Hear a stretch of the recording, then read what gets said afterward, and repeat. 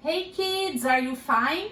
Today Teacher Lu has a story to tell you that's very important. Today is the day before Christmas, right? So the story I'm gonna tell you is this one, the very first Christmas, right? Let's see this one. This book is so beautiful. A long time ago, a woman called Mary was visited by an angel. The angel told Mary that she had been chosen to have a very special baby. The baby was the Son of God and would be called Jesus. Later that year, the king announced that there would be a census and everyone in the land must return to their place of birth.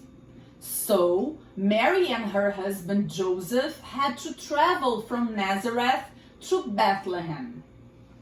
The journey was very long and tiring, and Mary was going to have her baby very soon. Mary traveled most of the journey on a donkey, led by Joseph. That night, 3 wise men were studying the stars when they noticed a new bright star shining in the sky. The wise men had been waiting a long time for this night. They knew that this meant a very special baby was going to be born. So the wise men followed the star and began their great journey to Bethlehem. When Mary and Joseph arrived in Bethlehem, they tried every inn, but none had a room for them. Many people had returned to the city for the census and no rooms were free. Finally, they reached the last inn in the town. The innkeeper told them the same as everybody else. "I'm sorry, there's no room at the inn." Mary and Joseph were very upset as they had nowhere for Mary to have her baby. The kind innkeeper told them that although they had no rooms spare, they could stay in his stable with the animals. Also that night, 3 shepherds were tending their flock on a hill far away from Bethlehem. Suddenly, a burst of light lit up the sky and an angel appeared in front of them. The angel told the shepherds of a very special baby to be born in Bethlehem and that he was the Son of God. So the shepherds began their journey to Bethlehem.